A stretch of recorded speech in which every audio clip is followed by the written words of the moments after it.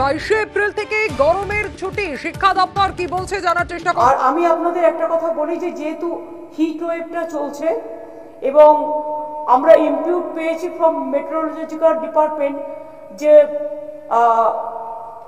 গরম এখনো খুব থাকবে, গরম তাপপ্রবাহ। এই মুহূর্তে পশ্চিমবঙ্গের সরকারি প্রসিদ্ধ স্কুলগুলিতে গরমের ছুটি অথবা গ্রীষ্মের ছুটি নিয়ে গুরুত্বপূর্ণ একটি আপডেট চলে এসেছে। আগামী 22 এপ্রিল থেকে গরমের ছুটি অথবা গ্রীষ্মের ছুটি পড়ে যাচ্ছে সরকারি প্রসিদ্ধ স্কুলগুলিতে। কবে নাগাদ স্কুল খুলবে, তাছাড়াও কলেজ অথবা ইউনিভার্সিটিতে এই ছুটিটা পড়বে কিনা, এ বিষয়ে কী আপডেট এসেছে বিস্তারিত জানিয়ে দিচ্ছি। ভিডিওটি প্রথম থেকে শেষ পর্যন্ত কন্টিনিউ করুন। তাছাড়াও তাপপ্রবাহ নিয়ে কিন্তু সতর্কতা জারি করা হয়েছে। অনস্ক্রিন দেখুন, বলা হয়েছে 22 এপ্রিল থেকে স্কুলে গরমের ছুটি, তীব্র দহন তাই এগিয়ে আসছে রাজ্যের স্কুলের গরমের ছুটি। আগামী সোমবার অর্থাৎ 22 এপ্রিল থেকে সরকার প্রসিদ্ধ সমস্ত স্কুলগুলিতে গরমের ছুটি পড়ে যাচ্ছে। স্কুলে গরমের ছুটি 6 মে থেকে শুরু হওয়ার কথা ছিল। শিক্ষামন্ত্রী ব্রাত্য বসু বুধবার জানান 22 এপ্রিল থেকে গরমের ছুটি শুরু হবে। প্রবল তাপপ্রবাহের কারণে মুখ্যমন্ত্রীর অনুমতি নিয়েই এই সিদ্ধান্ত নেওয়া হয়েছে। আগামী কয়েকদিনের মধ্যে শিক্ষা দপ্তর বিজ্ঞপ্তি জারি করবে। তবে দার্জিলিং সহ পাহাড়ি এলাকাগুলি এই ছুটির আওতায় পড়বে না। অর্থাৎ উত্তরবঙ্গের যে পাহাড়ি এলাকাগুলি রয়েছে সেগুলি কিন্তু এই গরমের ছুটির আওতায় পড়বে না। রাজ্যে কয়েকদিন ধরেই তীব্র দাবদাহ, দক্ষিণের 8 জেলায় সতর্কতা জারি হয়েছে। ইতিমধ্যেই 2 জনের মৃত্যু হয়েছে। পরিস্থিতি পর্যালোচনা করেই পড়ুয়াদের জন্য কয়েকটি জেলায় সকালে স্কুল চালু করা হয়েছে। কলকাতার কিছু স্কুলে ওয়াটার বেল ব্যবস্থা চালু হয়েছে, অর্থাৎ নির্দিষ্ট সময় অন্তর বেল বাজানো হচ্ছে যাতে প্রতি ঘন্টায় পড়ুয়ারা জল খায়। এই পরিস্থিতিতে উদ্বিগ্ন ছিলেন মুখ্যমন্ত্রী ও শিক্ষামন্ত্রী। নবান্নর সঙ্গে কথা হয় আবহাওয়া দপ্তরের।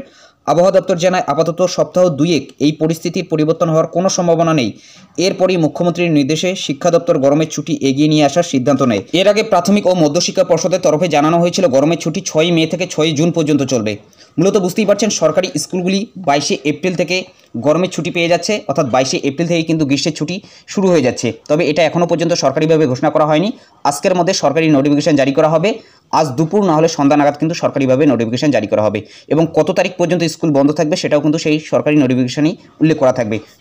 যদি সেখানে উল্লেখ করা না থাকে যে কত তারিখ পর্যন্ত স্কুল বন্ধ থাকবে, সেই বিষয়ে কিন্তু সেখানেই বলা থাকবে। তবে কলেজ অথবা ইউনিভার্সিটি বন্ধ থাকবে কিনা সে বিষয়ে কিন্তু এখনও পর্যন্ত কোনো কিছুই বলা হয়নি। সরকারি নোটিফিকেশন যতক্ষণ পর্যন্ত পাওয়া যাবে না সেটা কিন্তু বলা যাচ্ছে না। যখনই সরকারি নোটিফিকেশন বের হয়ে যাবে অবশ্যই কিন্তু আপনাদের ভিডিওর মাধ্যমে জানিয়ে দেওয়ার চেষ্টা করব।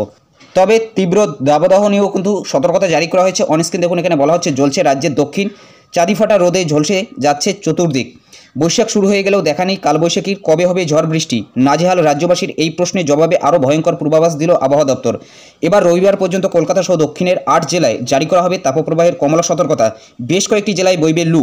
শুষ্ক পশ্চিমে হওয়ার কারণে বাড়বে অস্বস্তি। পুরুলিয়া, বাঁকুড়ার মতো পশ্চিমাঞ্চলের জেলাগুলিতে সপ্তাহান্তের তাপমাত্রা পৌঁছতে পারে 42 থেকে 43 ডিগ্রিতে। বেলা 11টা থেকে বিকেল 4টে পর্যন্ত বিশেষ প্রয়োজন না থাকলে বাড়ির বাইরে না বেরানোর পরামর্শ দিয়েছে হাওয়া অফিস।